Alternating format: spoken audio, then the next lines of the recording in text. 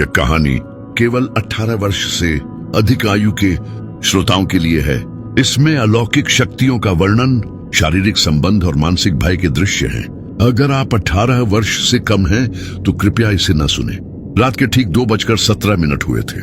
रेवा से जबलपुर जाने वाली NH30 पर सन्नाटा इतना गहरा था कि ट्रक के टायरों की आवाज भी किसी अजनबी की तरह लगती थी। अक्टूबर की वो रात थी, न ज्यादा ठंडी न ज्यादा गर्म, बस एक अजीब सी बेचैनी थी हवा में, जैसे मौसम को भी कुछ पता हो जो इंसानों को नहीं पता। महेंद्र सिंह ठाकुर, उम्र 42 साल, पिछले 18 सालों से ट्रक चला रहा था। रेवा जिले के एक छोटे से गांव सोहागपुर का रहने वाला। 2 बच्चे, एक बीवी, एक छोटा सा घर और एक ट्रक जो उसकी जिंदगी की रीढ़ थी। वो ट्रक नंबर MP17 GA 4421, सफेद रंग का टाटा 1109 उसने 5 साल पहले लोन लेकर खरीदा था। हर बोल्ट पर उसकी मेहनत का पसीना था। उस रात वो कोयला लेकर रेवा से जबलपुर जा रहा था। रात में चलना उसे पसंद था। ट्रैफिक कम, पुलिस कम, टाइम की बचत ज्यादा। कैबिन में एक छोटी सी गणेश जी की मूर्ति डैशबोर्ड पर रखी थी, साथ में अगरबत्ती का एक पुराना डिब्बा जो अब खाली था। रात के उस पहर में महेंद्र रेडियो की आवाज धीमी करके चला रहा था।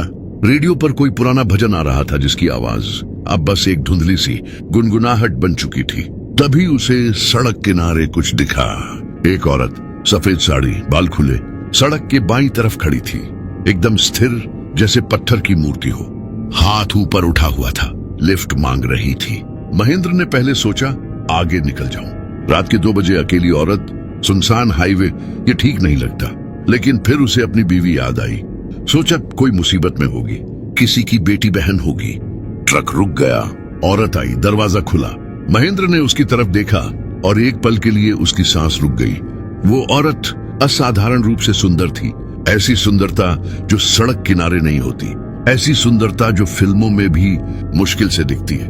गोरा रंग, बड़ी बड़ी आंखें, ऊंचे गाल और एक ऐसी मुस्कान जो महेंद्र की छाती में एक अजीब सी हलचल पैदा कर गई। भैया, उसने कहा। आवाज मीठी थी, इतनी मीठी कि रात की ठंडक और भी गहरी लगने लगी। जबलपुर जाना है, छोड़ दोगे? महेंद्र ने हाँ कर दी। औरत ऊपर चढ़ी, बगल की सीट पर बैठ गई। उसके बैठते ही कैबिन में एक अजीब सी खुशबू फैल गई, रात की रानी जैसी, लेकिन उससे भी ज्यादा गहरी। महेंद्र ने खिड़की से नजर हटाई और ट्रक आगे बढ़ा दिया। कुछ देर चुप्पी रही, फिर औरत ने पूछा, अकेले हो? हाँ, महेंद्र ने कहा। डर नहीं लगता रात में?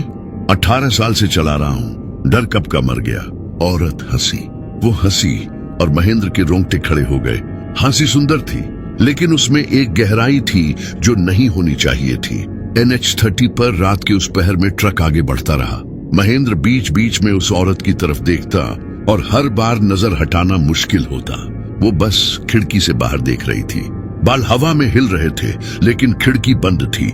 महेंद्र को यह दिखा, लेकिन उसने खुद को समझाया, रात की थकान है, नींद आ रही है, ध्यान नहीं रहा। करीब 20 किलोमीटर चलने के बाद औरत ने कहा, यहीं रोक दो।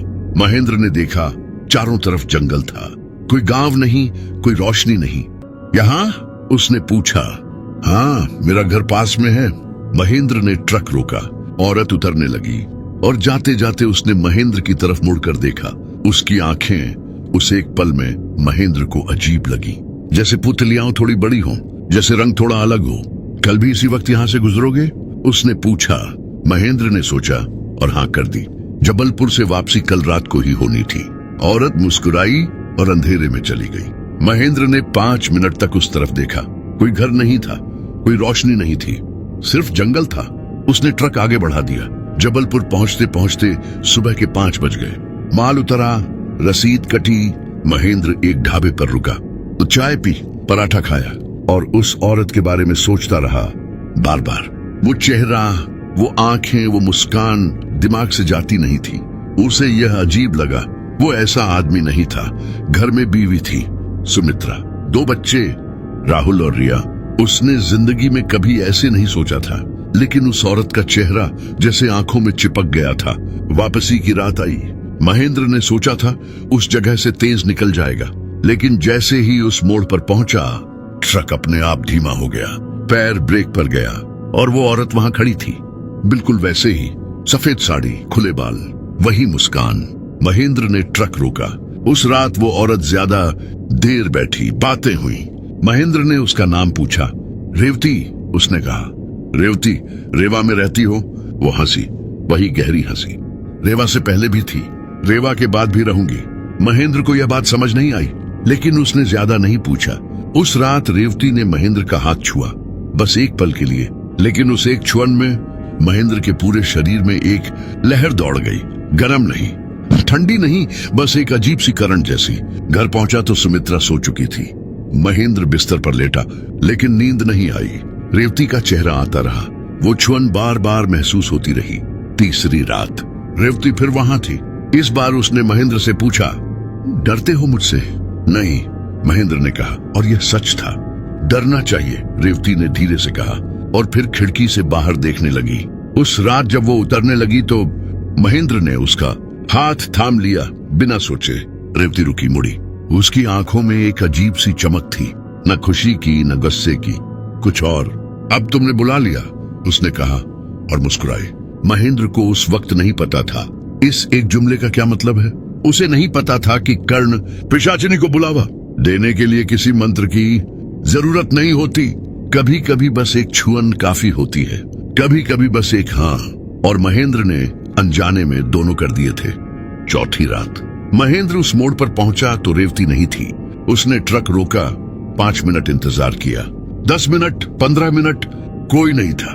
वो आगे बढ़ा, लेकिन 2 किलोमीटर बाद उसने शीशे में देखा, रेवती पीछे की सीट पर बैठी थी, शांत, स्थिर। महेंद्र का दिल एक पल के लिए रुक गया। तुम पीछे कब आई? उसने कांपती आवाज में पूछा। हमेशा से यहां थी, रेवती ने कहा, बिना उसकी तरफ देखे।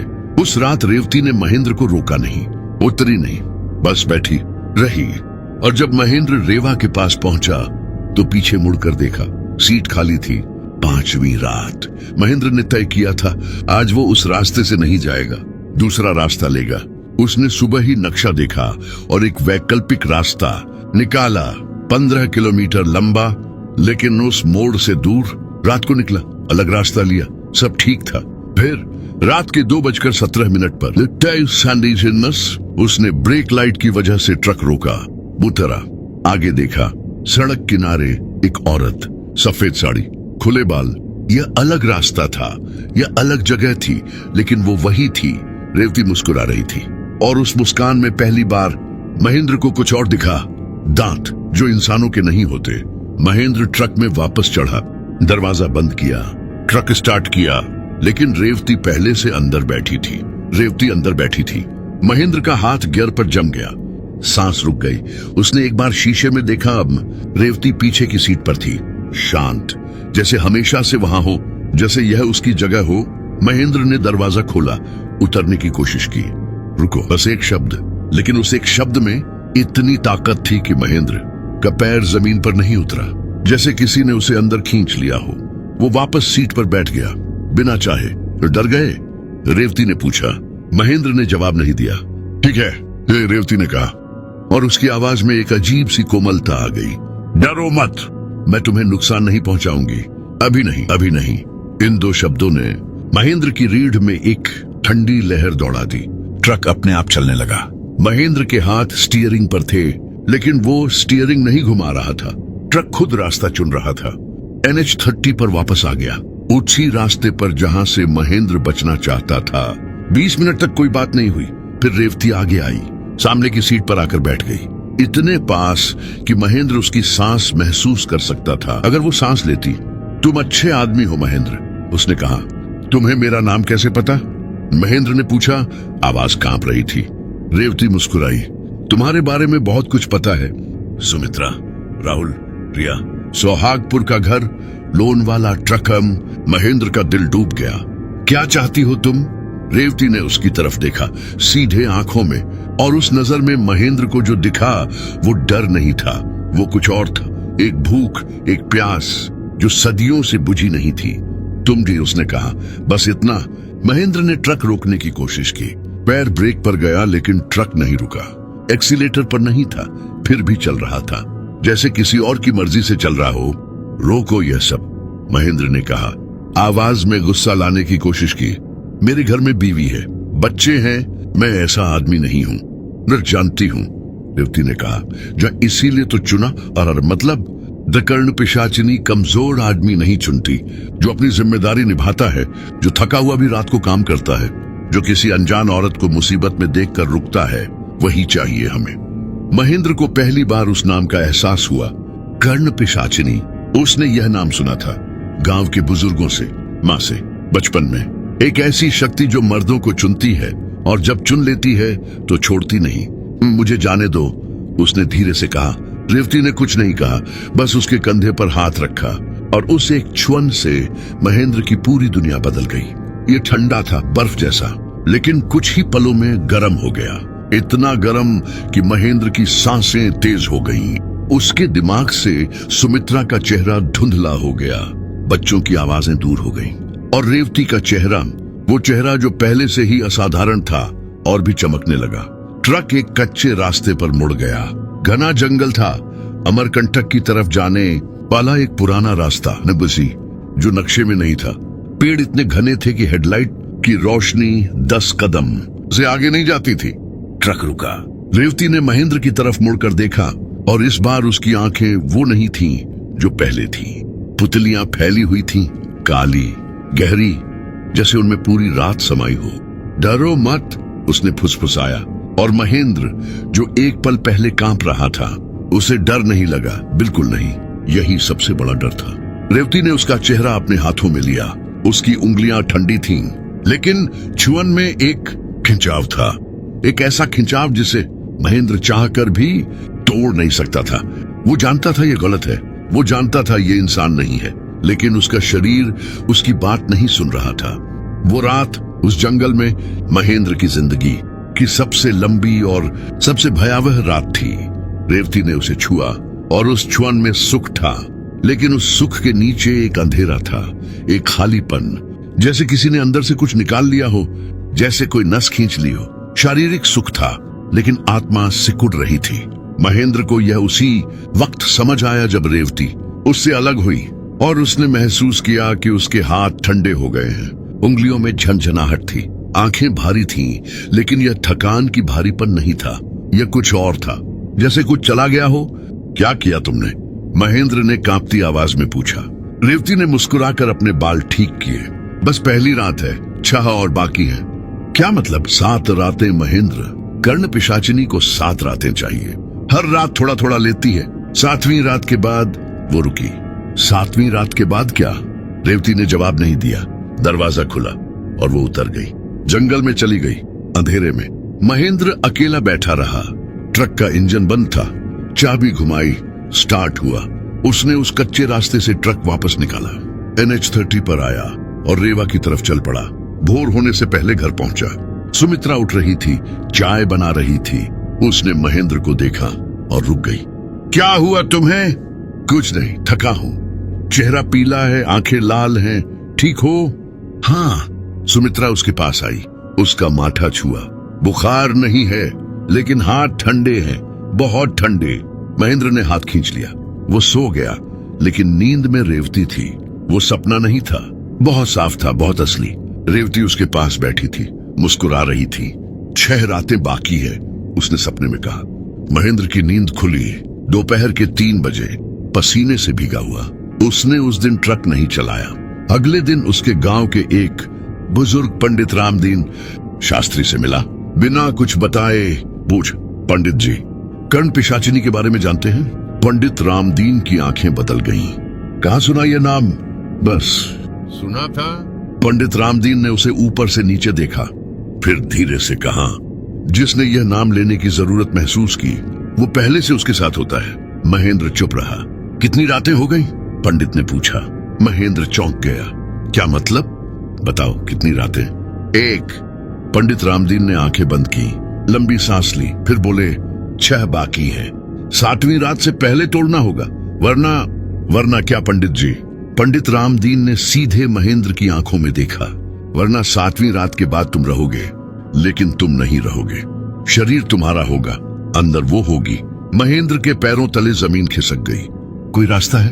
पंडित रामदीन उठे, अंदर गए, एक पुरानी किताब लाए, हाथ से लिखी हुई, पीले पड़े पन्नों वाली। उसे पलटा, एक जगह रुके। एक रास्ता है, लेकिन मुश्किल है। बताइए। 5वीं रात से पहले उसे एक चीज देनी होगी, ऐसी चीज जो उसने मांगी ना हो, ऐसी चीज जो तुमने खुद से दी हो, लेकिन वो चीज तुम्हारी सबसे कीमती होनी चाहिए। सबसे कीमती चीज क्या है मेरी? पंडित रामदीन ने कहा, यह तुम्हें खुद पता होगा। महेंद्र घर आया, बैठा रहा, सोचता रहा। उसकी सबसे कीमती चीज ट्रक नहीं, वो तो लोन पर था। पैसे नहीं, उसके पास ज्यादा थे नहीं। फिर राहुल और रिया खेलते हुए आंगन में दिखे।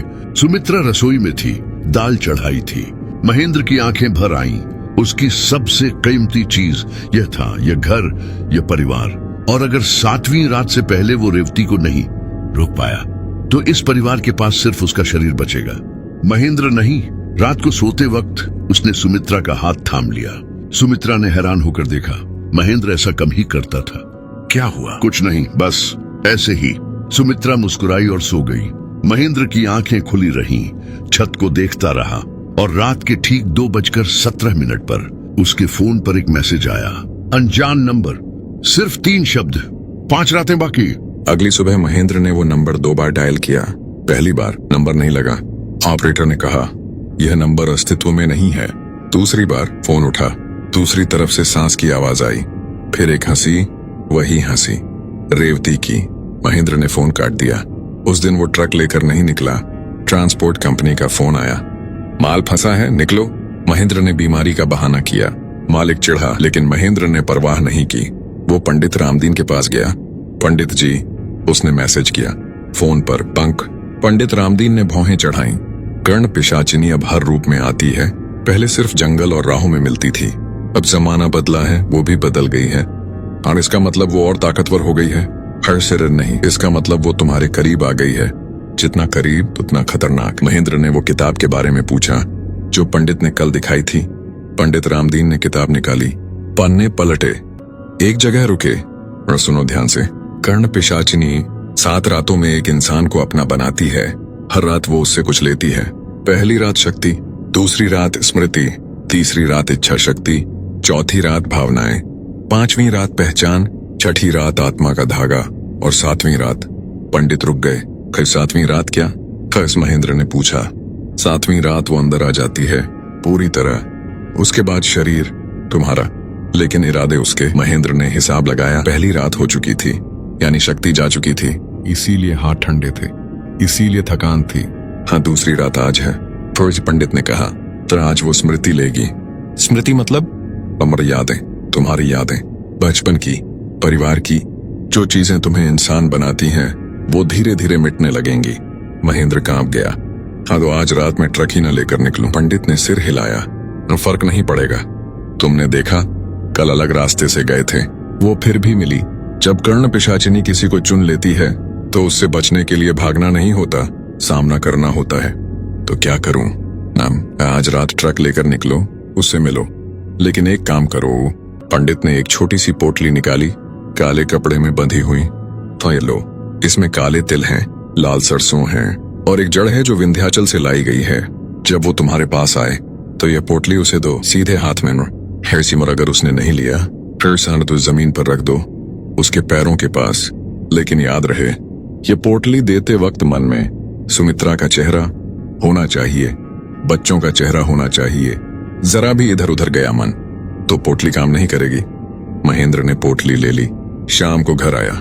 सुमित्रा ने खाना बनाया था, अरहर की दाल, चावल, आलू की सब्जी। महेंद्र ने खाया, लेकिन स्वाद नहीं आया। पहली रात के बाद से खाने का स्वाद कम हो गया था। यही पहली रात का असर था। शक्ति जा रही थी।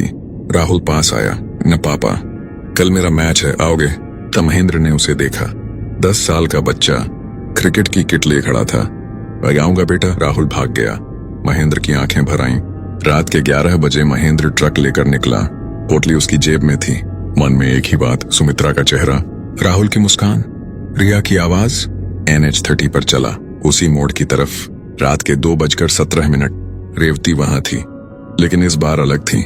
साड़ी वही सफेद थी, लेकिन इस बार उसके बाल खुले नहीं थे। वो एक गजरा लगाए थी। चेहरे पर एक अजीब सी उदासी थी जो पहले नहीं थी। महेंद्र ने ट्रक रोका। रेवती अंदर आई, बैठी, कुछ नहीं बोली। महेंद्र ने ट्रक आगे बढ़ाया। मन में सुमित्रा का चेहरा था, हाथ पोटली पर था। चुप हो? महेंद्र ने पूछा। कभी कभी चुप्पी भी बोलती है, रेवती ने कहा। क्या बोल रही है आज? रेवती ने उसकी तरफ देखा। कि तुम डरे हुए हो, कि तुम पंडित के पास गए, कि तुम्हारी जेब में कुछ है। महेंद्र का हाथ अकड़ गया। हाँ, उसने कहा। छुपाने का कोई मतलब नहीं था। दिखाओ। नहीं, रेवती हंसी। ठीक है, मत दिखाओ। लेकिन महेंद्र, पंडित रामदीन ने जो बताया वो आधा सच है, आधा झूठ। कौन सा हिस्सा झूठ है? रेवती कुछ देर चुप रही, फिर बोली, यह कि मैं तुम्हें नुकसान पहुंचाना चाहती हूँ। तो क्या चाहती हो? रेवती ने खिड़की से बाहर देखा। आवाज में पहली बार कुछ टूटा हुआ था। 300 साल से अकेली हूँ, इस जंगल में, इस रास्ते पर आते जाते लोगों को देखती रहती हूँ। सबके घर हैं, सबके अपने हैं, मेरे पास कुछ नहीं। महेंद्र ने उसकी तरफ देखा। एक पल के लिए, सिर्फ एक पल, उसे दया आई और उसी एक पल में हाथ पोटली से हट गया। रेवती ने महसूस किया, उसकी आंखें चमकी, वो झुकी, महेंद्र के करीब आई, इतने करीब कि उसके बाल महेंद्र के कंधे पर पड़े। महेंद्र, उसने फुसफुसाया, एक रात और दो, बस। और महेंद्र का दिमाग, जो एक पल पहले सुमित्रा के चेहरे पर था, खाली हो गया। रेवती ने उसका हाथ थाम लिया। ट्रक फिर उस कच्चे रास्ते पर मुड़ा। वही जंगल, वही अंधेरा। इस बार महेंद्र को ज्यादा वक्त नहीं लगा। उसकी इच्छा शक्ति पहले से कम थी। रेवती की छुअन में वो खिंचाव था जो हर बार बढ़ता जाता था। वो रात पहली रात से ज्यादा लंबी थी। और इस बार जब रेवती अलग हुई, महेंद्र को कुछ याद नहीं आया। सुमित्रा का चेहरा याद करने की कोशिश की, धुंधला था। राहुल की आवाज दूर थी। रिया का नाम एक पल के लिए भूल गया, एक पल के लिए। ये दूसरी रात का असर था। स्मृति जाने लगी थी। रेवती उतर गई। जाते जाते उसने कहा, पोटली जेब में ही रह गई। महेंद्र ने जेब में हाथ डाला। पोटली थी, बेकार। वो घर आया, भोर हो रही थी। अंदर गया, सुमित्रा सो रही थी। महेंद्र उसके पास बैठ गया। उसका चेहरा देखता रहा, कोशिश करता रहा कि यह चेहरा याद रहे, मिटे नहीं। सुबह उठी सुमित्रा और उसने महेंद्र को देखा। रात भर बैठे रहे? हाँ। क्यों? महेंद्र ने कहा, तुम्हारा चेहरा देखना था। सुमित्रा हंसी, लेकिन उसकी हंसी में चिंता थी। महेंद्र की आंखें अजीब थीं, चेहरा पीला था, हाथ ठंडे थे। डॉक्टर के पास चलो आज। नहीं महेंद्र, नहीं सुमित्रा, डॉक्टर नहीं। आवाज में एक थकान थी जो हड्डियों तक उतरी हुई थी। सुमित्रा चुप हो गई। महेंद्र पंडित रामदीन के पास गया। उसी दिन पोटली काम नहीं आई। पंडित ने आंखें बंद की। मन भटका। हाँ, एक पल के लिए। एक पल काफी होता है उसके लिए। महेंद्र ने सब बताया, रेवती की बात, 300 साल की अकेलेपन वाली बात। पंडित रामदीन ने सुना, फिर बोले, यह उसकी सबसे बड़ी चाल है। कर्ण पिशाचिनी दया जगाती है, और जिस पल दया आती है, बचाव टूट जाता है। तो वो झूठ बोल रही थी? पंडित ने सिर हिलाया। नहीं, वो सच बोल रही थी। 300 साल से अकेली है, ये सच है। लेकिन उसका इलाज ये नहीं कि वो किसी को अंदर से खाली कर दे। अब क्या होगा? 2 रातें और गईं, 5 बाकी हैं। अब हर रात का असर पहले से ज्यादा होगा। तीसरी रात इच्छा शक्ति जाएगी। मतलब कल रात तुम उसे रोकना नहीं चाहोगे? महेंद्र के पेट में एक मरोड़ उठी। तो फिर बचने का कोई रास्ता नहीं? पंडित रामदीन उठे, खिड़की से बाहर देखा, लंबी चुप्पी के बाद बोले, एक रास्ता है, लेकिन इसमें तुम्हें अकेले नहीं जाना होगा। कौन आएगा मेरे साथ? पंडित मुड़े, सीधे महेंद्र की आंखों में देखा। सुमित्रा। महेंद्र का चेहरा उतर गया। नहीं, वो नहीं जाएगी। उससे इस सब में नहीं खींचूंगा। महेंद्र, पंडित ने धीरे से कहा, अगर तीसरी रात भी गई तो चौथी रात से तुम्हारी भावनाएं जाने लगेंगी। और जब भावनाएं जाती हैं तो इंसान खुद नहीं बताता किसी को, चुपचाप खाली होता जाता है। सुमित्रा को तब पता चलेगा जब बहुत देर हो चुकी होगी। महेंद्र चुप रहा। उसे बताना होगा सब कुछ, आज रात से पहले। महेंद्र घर आया। बच्चे स्कूल गए हुए थे। सुमित्रा अकेली थी। महेंद्र ने दरवाजा बंद किया, बैठ गया। सुमित्रा, एक बात बतानी है। सुमित्रा ने हाथ का काम रोका। उसके चेहरे पर आया कि कुछ गंभीर है। बोलो। महेंद्र ने शुरू किया, उस पहली रात से, रेवती से, जंगल से, पंडित रामदीन से, सब कुछ। सुमित्रा ने बीच में नहीं रोका, बीच में कुछ नहीं बोली। जब महेंद्र चुप हुआ, सुमित्रा की आंखों में आंसू थे। तुमने उसके साथ, वो पूरा नहीं बोल पाई। सुमित्रा, मुझे पता था।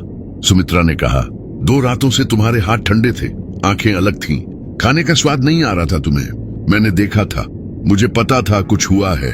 माफ करो। सुमित्रा ने आंसू पोंछे, फिर कुछ ऐसा किया जो महेंद्र को उम्मीद नहीं थी। उसने महेंद्र का हाथ थाम लिया। पंडित जी ने कहा, मुझे साथ आना होगा।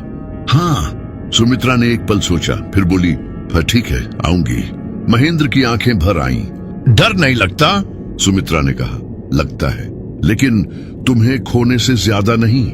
उस रात, तीसरी रात, महेंद्र ट्रक लेकर निकला। सुमित्रा बगल में बैठी थी। रात के 2:17 उस मोड़ पर पहुंचे। रेवती वहां थी, लेकिन इस बार सुमित्रा को देखकर रेवती का चेहरा बदल गया। मुस्कान गई, आंखों में कुछ और आया, कुछ ऐसा जो महेंद्र ने पहले कभी नहीं देखा था। गुस्सा नहीं, डर नहीं, घृणा। रेवती की आंखों में घृणा थी। वो घृणा किसी इंसान की नहीं थी। इंसान की घृणा में भी एक सीमा होती है, एक थकान होती है, लेकिन रेवती की आंखों में जो था वो सदियों पुरानी थी, 300 साल की जमी हुई, ठंडी, गहरी। सुमित्रा ने महेंद्र का हाथ कसकर थाम लिया। रेवती ट्रक के पास आई, खिड़की के बाहर खड़ी हुई, सुमित्रा की तरफ देखा, ऊपर से नीचे एक लंबी नजर। ये कौन है? उसने पूछा। आवाज में वो मिठास नहीं थी जो महेंद्र से बात करते वक्त होती थी। मेरी बीवी है, महेंद्र ने कहा। रेवती ने एक पल महेंद्र को देखा, फिर सुमित्रा को, फिर धीरे से मुस्कुराई। लेकिन ये मुस्कान पहले वाली नहीं थी, इसमें ठंडक थी। बीवी को लेकर आए, अच्छा किया। क्यों? सुमित्रा ने पूछा। आवाज कांप रही थी, लेकिन उसने पूछा। रेवती ने सुमित्रा की तरफ देखा। क्योंकि अब तुम दोनों को पता चल जाएगा, इसे रोका नहीं जा सकता। हर चीज रोकी जा सकती है, सुमित्रा ने कहा। रेवती हंसी। इस बार हंसी में वो गहराई थी जो रात के अंधेरे को भी चीर दे। 300 साल में बहुत लोगों ने कोशिश की, कोई नहीं रोक पाया। हम रोकेंगे। रेवती ने एक पल सुमित्रा को देखा, फिर बोली, तुम बहादुर हो, लेकिन बहादुरी और ताकत एक नहीं होती। वो वापस मुड़ी, जंगल की तरफ चलने लगी। महेंद्र ने राहत की सांस ली। लगा शायद आज रात कुछ नहीं होगा, लेकिन 10 कदम जाकर रेवती रुकी, मुड़ी। महेंद्र ने देखा, कल रात अकेले आना, वरना उसने सुमित्रा की तरफ देखा, वरना अगली बार मैं तुम्हारे पास नहीं आऊंगी, मैं तुम्हारे घर आऊंगी। और वो अंधेरे में मिल गई। कुछ देर सन्नाटा रहा। सुमित्रा ने धीरे से सांस ली। महेंद्र ने उसका हाथ थामा। ठीक हो? हाँ। सुमित्रा की आवाज कांप रही थी, लेकिन उसने हाथ नहीं छुड़ाया। वापसी में दोनों चुप रहे। घर पहुंचे, बच्चे सो रहे थे। महेंद्र और सुमित्रा रसोई में बैठे। सुमित्रा ने चाय बनाई। हाथ हल्के कांप रहे थे, लेकिन उसने बनाई। उसने घर आने की धमकी दी। महेंद्र ने कहा, मैंने सुना, मतलब बच्चों को भी खतरा है। सुमित्रा ने चाय का कप रखा, आंखें उठाई। पंडित जी से पूछते हैं कल सुबह, लेकिन एक बात बताओ, उसने कहा, कल अकेले आना। तुम जाओगे? महेंद्र चुप रहा। महेंद्र, जाओगे? नहीं जाना चाहता, लेकिन अगर नहीं गया तो वो यहाँ आएगी। सुमित्रा ने लंबी सांस ली। तो जाना होगा। सुमित्रा, और मैं भी साथ आऊंगी। उसने मना किया। उसने बहुत कुछ कहा, सब सच नहीं होता। महेंद्र ने सुमित्रा को देखा, इस औरत को जो 18 साल से उसके साथ थी, जिसने कभी शिकायत नहीं की, जो आज एक अलौकिक शक्ति के सामने भी नहीं। कांपी जरूर, लेकिन झुकी नहीं। अगली सुबह पंडित रामदीन के पास गए दोनों। पंडित ने सुमित्रा को देखा, फिर महेंद्र को, फिर आंखें बंद की। अच्छा किया, लेकिन उसने घर आने की धमकी दी। यह बड़ी बात है। क्या वो सच में आ सकती है? सुमित्रा ने पूछा। हाँ, कर्ण पिशाचिनी जिसे चुन लेती है उसके घर तक पहुंच सकती है, लेकिन एक शर्त है, घर में उसका रास्ता तभी खुलता है जब घर में कोई डर में हो। मतलब डरो मत तो वो नहीं आएगी? महेंद्र ने पूछा। इतना आसान नहीं है, लेकिन ये जरूर है कि घर में एक चीज करनी होगी। पंडित ने एक छोटी सी थाली निकाली। उसमें हल्दी, लाल सिंदूर और सरसों का तेल था। आज शाम सूरज डूबने से पहले घर के हर दरवाजे की चौखट पर यह लगा दो, और घर में रात भर एक दिया जलता रहे। पूछे नहीं। सुमित्रा ने थाली ले ली। और महेंद्र के लिए? उसने पूछा। पंडित ने महेंद्र की तरफ देखा। आज तीसरी रात है, इच्छा शक्ति जाएगी। इसका मतलब आज रात महेंद्र खुद उसके पास जाना चाहेगा, बिना बुलाए। महेंद्र ने माथे पर हाथ रखा। मतलब मैं खुद? हाँ, तीसरी रात के बाद यही होता है। इच्छा शक्ति जाती है और उसकी जगह उसकी इच्छा आ जाती है। तो मुझे रोको, महेंद्र ने कहा। आवाज में एक विनती थी। सुमित्रा रोकेगी? पंडित ने सुमित्रा की तरफ देखा। आज रात अगर महेंद्र घर से निकलने की कोशिश करे तो रोकना किसी भी तरह, और अगर नहीं रुका तो ये तांबे की अंगूठी पहना दो। पंडित ने एक पुरानी तांबे की अंगूठी निकाली। यह उसे थोड़ी देर के लिए होश में लाएगी। शाम को सुमित्रा ने घर के हर दरवाजे पर हल्दी सिंदूर लगाया, रसोई में एक दिया जलाया सरसों के तेल का। रात के खाने पर बच्चे थे, राहुल और रिया। राहुल ने पूछा, पापा तबीयत ठीक है? आप कम बोल रहे हो। ठीक हूँ बेटा। रिया ने आकर महेंद्र की गोद में सिर रखा। पापा मुझे डर लगता है रात को। महेंद्र ने उसके सिर पर हाथ फेरा। क्यों बेटा? पता नहीं, बस लगता है। सुमित्रा ने महेंद्र की तरफ देखा। दोनों ने एक दूसरे को देखा बिना कुछ कहे। रात के 11 बजे बच्चे सो गए। महेंद्र और सुमित्रा जागते रहे। 12 बजे सब ठीक था। 1 बजे महेंद्र की बेचैनी बढ़ने लगी। वो बार बार करवट बदलने लगा। 1:30 बजे वो उठकर बैठ गया। कहाँ जा रहे हो? सुमित्रा ने पूछा। बाहर, थोड़ी हवा। नहीं। सुमित्रा ने उसका हाथ पकड़ा। सुमित्रा छोड़ो। नहीं। महेंद्र ने हाथ छुड़ाने की कोशिश की। सुमित्रा ने नहीं छोड़ा। महेंद्र देखो मुझे। महेंद्र ने देखा, आंखें अजीब थीं, पुतलियां बड़ी थीं। महेंद्र, राहुल, रिया, सुमित्रा ने धीरे धीरे कहा, जैसे किसी को नींद से जगा रही हो। महेंद्र रुका। मुझे जाना है। नहीं जानना है। सुमित्रा। महेंद्र। सुमित्रा ने अंगूठी निकाली, तांबे की, उसकी उंगली में पहना दी। महेंद्र का चेहरा एक पल के लिए बदला, जैसे किसी ने ठंडा पानी फेंका हो। आंखें सामान्य हुई। सुमित्रा, उसने फुसफुसाया, हाँ मैं यहां हूं। मैं जाने वाला था। जानती हूं, मुझे रोका तुमने। सुमित्रा ने उसका हाथ थामे रखा। हमेशा रोकूंगी। महेंद्र उससे लिपट गया। पहली बार उस पूरी रात में उसे अपने शरीर का एहसास हुआ। पहली बार वो इंसान की तरह महसूस किया। लेकिन वो रात अभी खत्म नहीं हुई थी। रात के 2:17 पर दिया बुझ गया। हवा नहीं थी, खिड़की बंद थी, लेकिन दिया बुझ गया। और तभी रिया के कमरे से आवाज आई। एक हंसी, बच्चे की हंसी नहीं, एक और हंसी। सुमित्रा और महेंद्र दोनों एक साथ उठे, रिया के कमरे में गए। दरवाजा खोला। रिया सो रही थी, शांत, लेकिन उसके चेहरे पर एक अजीब सी मुस्कान थी, जो सोते हुए बच्चों की नहीं होती। और कमरे में रात की रानी की खुशबू थी। सुमित्रा ने रिया को उठाया, गोद में लिया, रोने लगी। महेंद्र दरवाजे पर खड़ा रहा। मुट्ठियां बंद थीं। रेवती घर में आ गई थी। अगली सुबह पंडित रामदीन के पास गए, भागते हुए। पंडित ने सब सुना, चुप रहे।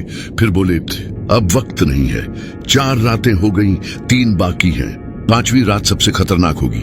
5वीं रात वो पहचान लेगी महेंद्र कौन है, और उस जगह अपनी पहचान डालेगी। मतलब 5वीं रात के बाद महेंद्र को देखकर घर वाले महेंद्र को पहचानेंगे, लेकिन महेंद्र खुद को नहीं पहचानेगा। सुमित्रा की आंखें भर आईं। पंडित जी, कोई उपाय? पंडित रामदीन उठे, अलमारी खोली, एक पुराना तांबे का कलश निकाला। उसमें कुछ था। एक ही रास्ता है। 5वीं रात महेंद्र को उससे मिलना होगा, लेकिन इस बार अलग तरीके से। कैसे? में पंडित ने कलश रखा। रेवती को वो चीज देनी होगी जो उसने कभी किसी से नहीं पाई, जो कर्ण पिशाचिनी के 300 साल के अकेलेपन में कभी नहीं मिली। इस क्या चीज?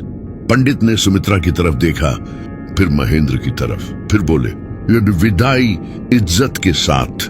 किसी ने उसे कभी नहीं कहा, जाओ तुम्हें जाने देते हैं। सबने उससे लड़ा, सबने उसे रोकने की कोशिश की, सबने उससे डरा, और अगर हमने यह किया तो वो चली जाएगी। पंडित ने आंखें बंद की। शायद, लेकिन इसमें खतरा है। ये गेन क्या खतरा? मैं 20 बजे उसे विदाई देने के लिए महेंद्र को एक बार और उसके पास जाना होगा, और इस बार बिना किसी ताबीज के, बिना किसी पोटली के, सिर्फ अपनी आत्मा की ताकत से। महेंद्र ने सुमित्रा को देखा, सुमित्रा ने महेंद्र को देखा। और अगर आत्मा की ताकत कम पड़ गई? महेंद्र ने पूछा। पंडित रामदीन ने धीरे से कहा, 5वीं रात आखिरी रात होगी। 5वीं रात आ गई। महेंद्र दिन भर चुप रहा, खाना नहीं खाया, बच्चों से बात नहीं की, बस बैठा रहा आंगन में, उसी पुरानी खाट पर जहां उसके पिता बैठते थे। आसमान देखता रहा। सुमित्रा पास आई, बैठ गई, कुछ नहीं बोली। बहुत देर बाद महेंद्र ने कहा, दिन अगर आज रात कुछ हो गया, दिन नहीं होगा। सुमित्रा ने नहीं होगा जासूस की। आवाज में कांप थी लेकिन शब्दों में नहीं। जो बच्चों का ध्यान रखना तुम खुद रखोगे। महेंद्र चुप हो गया। शाम को राहुल और रिया को सुमित्रा ने अपनी माँ के घर भेज दिया बिना कारण बताए। बस इतना कहा कि नानी की तबीयत ठीक नहीं। बच्चे चले गए, घर खाली हो गया। पंडित रामदीन आए शाम को। उन्होंने पूरे घर में गंगा जल छिड़का, दरवाजों पर नई हल्दी लगाई और जाते जाते महेंद्र के कंधे पर हाथ रखा। याद रहे, आज कोई ताबीज नहीं, कोई पोटली नहीं, सिर्फ तुम्हारी आत्मा। और अगर डर गया, डरना मत, लेकिन अगर डर गए तो वो डर उसकी ताकत बन जाएगा। और सुमित्रा, पंडित ने सुमित्रा को देखा जब वो साथ जाएगी, लेकिन उस मोड़ तक। जब रेवती आए तब सुमित्रा ट्रक से नहीं उतरेगी, यह जरूरी है। सुमित्रा ने हाँ कर दी। पंडित चले गए। रात के 10 बजे महेंद्र ने ट्रक स्टार्ट किया। सुमित्रा बगल में बैठी। दोनों के बीच कोई बात नहीं हुई, लेकिन हाथ एक दूसरे से जुड़े थे। स्टीयरिंग पर जाने से पहले महेंद्र ने सुमित्रा का हाथ दबाया। सुमित्रा ने वापस दबाया। NH3 पर रात गहरी थी। अक्टूबर का महीना था और उस रात ठंड पहले से ज्यादा थी। हवा में एक अजीब सी सरसराहट थी। पेड़ हिल रहे थे, लेकिन हवा उस तरफ से नहीं आ रही थी जिस तरफ पेड़ झुक रहे थे। महेंद्र ने यह देखा, चुप रहा। रात के 2 बजे 10 मिनट, 15 मिनट, 2:17 उस मोड़ पर ट्रक पहुंचा। रेवती वहां थी, लेकिन आज वो पहले जैसी नहीं थी। सफेद साड़ी नहीं थी, आज वो लाल साड़ी में थी। बाल खुले थे, लेकिन उनमें फूल नहीं थे। चेहरे पर न मुस्कान थी न घृणा। एक अजीब सी शांति थी, जैसे वो जानती हो कि आज आखिरी रात है। महेंद्र ने ट्रक रोका, सुमित्रा का हाथ दबाया। यहीं रहना, हाँ, चाहे कुछ भी हो। हाँ। सुमित्रा की आंखें भरी थी, लेकिन उसने रोने नहीं दिया। महेंद्र उतरा, रेवती के पास गया। दोनों के बीच कोई 10 कदम का फासला था। रात का अंधेरा चारों तरफ था, लेकिन रेवती के आसपास एक अजीब सी रोशनी थी, न दिए जैसी न चांद जैसी, बस थी। आज अकेले नहीं आए, रेवती ने कहा। वो साथ है, लेकिन यहाँ मैं अकेला हूँ। रेवती ने उसे ऊपर से नीचे देखा। आज कुछ नहीं लाए, न पोटली न ताबीज। नहीं, क्यों? क्योंकि आज लड़ने नहीं आया। रेवती की आंखें थोड़ी बदली। तो महेंद्र ने एक कदम आगे बढ़ाया। तुमसे बात करने आया हूँ, असली बात। रेवती चुप रही। महेंद्र ने कहा, तुमने कहा था 300 साल से अकेली हो। मैंने सुना था। उस वक्त समझ नहीं आया, आज समझ आया। क्या समझ आया? कि तुम्हारा दर्द असली है, तुम्हारा अकेलापन असली है, लेकिन जो तुम कर रही हो उससे वो दर्द नहीं जाएगा।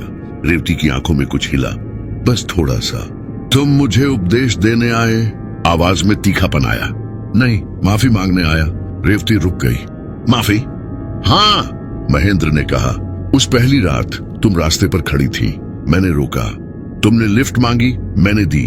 लेकिन उससे पहले एक पल के लिए मैंने सोचा था कि आगे निकल जाऊं, क्योंकि रात थी, क्योंकि अकेली औरत थी, क्योंकि मुझे डर था। रेवती ने कुछ नहीं कहा। 300 साल में कितने लोगों ने तुम्हें ऐसे देखा होगा? रुकने से पहले सोचा होगा, डरे होंगे, भागे होंगे, लड़े होंगे। किसी ने नहीं पूछा तुम ठीक हो, किसी ने नहीं कहा तुम्हारा दर्द समझते हैं। रेवती की आंखें बदल रही थीं। वो कठोरता जो वहां थी धीरे धीरे कुछ और हो रही थी। मैं तुम्हें रोक नहीं सकता, पंडित ने कहा। लड़ो, ताबीज लो, पोटली लो, लेकिन मुझे लगा 300 साल की थकान को ताबीज से नहीं हराते। तो कैसे हराते हैं? रेवती ने पूछा। आवाज में अब वो पहले वाला जहर नहीं था। हराते नहीं, समझते हैं। रेवती एक कदम पीछे हटी, जैसे यह शब्द उसे लगे हों। महेंद्र आगे बढ़ा, करीब आया, इतने करीब कि रेवती की आंखें साफ दिख रही थीं। वो आंखें जिनमें सदियों का दर्द था। रेवती, तुम्हें क्या हुआ था 300 साल पहले? लंबी चुप्पी। हवा रुक गई, पेड़ रुक गए, रात और गहरी हो गई। फिर रेवती ने कहा, धीरे, बहुत धीरे, मुझे छोड़ा गया था इसी जंगल में, इसी रास्ते पर, जिस पर मैंने भरोसा किया था, उसने यहाँ लाकर छोड़ दिया। रात थी, जंगल था, मैं अकेली थी। उसकी आवाज कांप रही थी, पहली बार, और मैं बच नहीं पाई। महेंद्र की आंखें भर आईं। मुझे माफ करो, उसने कहा। उस आदमी की तरफ से नहीं, क्योंकि उसकी माफी मांगने का हक मुझे नहीं, लेकिन एक इंसान की तरफ से जो आज यहाँ खड़ा है। माफ करो। रेवती की आंखों से पहली बार आंसू निकले, लेकिन वो आंसू पानी के नहीं थे, वो रोशनी के थे। एक धुंधली सी रोशनी जो उसकी आंखों से निकली और हवा में मिल गई। तुम, रेवती ने कहा, आवाज टूटी हुई थी। तुम पहले हो 300 साल में पहले। जाने दो अपने आप को रेवती। ये रास्ता, ये जंगल, ये तुम्हारी जगह नहीं है। तुम्हारी जगह यहाँ नहीं है। कहाँ है?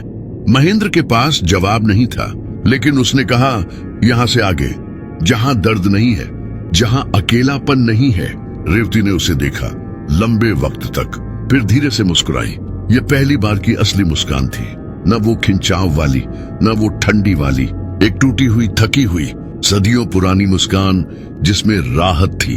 महेंद्र, हाँ, अपनी बीवी को संभालना वो अच्छी है, जानता हूं, और जो मैंने लिया वो वापस कर रही हूं। रेवती ने अपना हाथ उठाया। हवा में एक लहर दौड़ी, ठंडी नहीं, गरम, एक ऐसी गर्माहट जो महेंद्र की छाती में उतरी, हाथों में उतरी, पूरे शरीर में फैली। शक्ति वापस आई, स्मृति वापस आई, इच्छा शक्ति वापस आई, भावनाएं वापस आई। महेंद्र की आंखों से आंसू निकल आए और रेवती धीरे धीरे पीछे हटने लगी। रुको, महेंद्र ने कहा। रेवती रुकी। तुम्हारा नाम क्या था? असली नाम? रेवती ने एक पल सोचा, जैसे 300 साल में किसी ने यह नहीं पूछा था। रेवा, उसने कहा। मेरा नाम रेवा था, इसी नदी के किनारे जन्मी थी। रेवा, महेंद्र ने दोहराया। जाओ रेवा, अब जाओ। रेवा की आंखें एक बार और चमकी, फिर वो मुड़ी, जंगल में चली गई। एक कदम, 2 कदम, 3 और चौथे कदम पर वो नहीं थी। हवा रुकी, पेड़ शांत हो गए। रात की रानी की खुशबू जो 5 रातों से हवा में थी जाती रही। सिर्फ रात बची और सड़क और अंधेरा जो अब पहले जैसा नहीं था। महेंद्र वहां खड़ा रहा कुछ देर, फिर मुड़ा, ट्रक की तरफ चला। सुमित्रा दरवाजा खोलकर उतर आई, दौड़कर आई, महेंद्र से लिपट गई, रोने लगी, बिना आवाज के, बस कांपती रही। महेंद्र ने उसे थामे रखा। गई? सुमित्रा ने पूछा। गई? हमेशा के लिए? हाँ, सुमित्रा ने और कसकर पकड़ लिया। वो दोनों उस सुनसान हाईवे पर खड़े रहे, NH30 पर, रेवा से जबलपुर के बीच, उस मोड़ पर जहां एक बार एक औरत खड़ी थी जो इंसान नहीं थी, लेकिन जिसका दर्द इंसानों से कम नहीं था। वापसी में ट्रक धीरे चला। रेडियो पर वही पुराना भजन आ रहा था जो उस पहली रात आया था, लेकिन अब वो धुंधला नहीं था, साफ था। महेंद्र ने एक बार शीशे में देखा, पीछे की सीट खाली थी और उसने पहली बार उस पूरी कहानी में चैन की सांस ली। घर पहुंचे, भोर होने वाली थी। महेंद्र ने ट्रक बंद किया, उतरा, आसमान की तरफ देखा। पूरब में हल्की सी लाली थी, सूरज निकलने वाला था। सुमित्रा उसके बराबर खड़ी हो गई। बच्चों को लाना है माँ के घर से। हाँ, नाश्ता बनाऊंगी। बना। सुमित्रा ने उसका हाथ थामा। महेंद्र, हाँ। अगली बार रात को अकेली औरत दिखे हाईवे पर। महेंद्र हंसा, पहली बार उन 5 रातों में पूरी तरह हंसा। आगे निकल जाऊंगा। सुमित्रा भी हंसी, और उस हंसी में, उस भोर में, जब उस खाली हाईवे पर सब कुछ ठीक था। ये कहानी यहीं खत्म नहीं होती। महेंद्र सिंह ठाकुर आज भी रेवा से जबलपुर के बीच ट्रक चलाता है, NH30 पर रात को। लेकिन अब वो उस मोड़ पर रुकता नहीं। लेकिन जब भी वहां से गुजरता है, एक पल के लिए स्टीयरिंग ढीला होता है, एक पल के लिए वो उस तरफ देखता है। वहां कोई नहीं होता, लेकिन रात की रानी की एक हल्की सी खुशबू बस एक पल के लिए हवा में आती है और चली जाती है।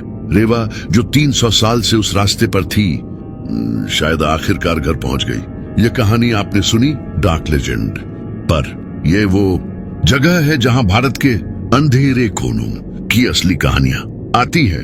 वो कहानियां जो किसी अखबार में नहीं छपती, जो किसी थाने में दर्ज नहीं होती, जो सिर्फ उन लोगों को पता होती है जो उन रास्तों से गुजरे हैं। अगर यह कहानी आपकी रात में उतरी, अगर महेंद्र का डर आपको अपना लगा, अगर रेवा की आंखें आपको याद रहेंगी, तो एक काम करिए, इस वीडियो को लाइक करिए, फिर से और डार्क लेजेंड को सब्सक्राइब करिए, ताकि अगली कहानी आप तक पहुंचे। क्योंकि इस देश के हाईवे पर, इस देश के जंगलों में, इस देश की रातों में अभी बहुत कुछ बाकी है, बहुत कुछ।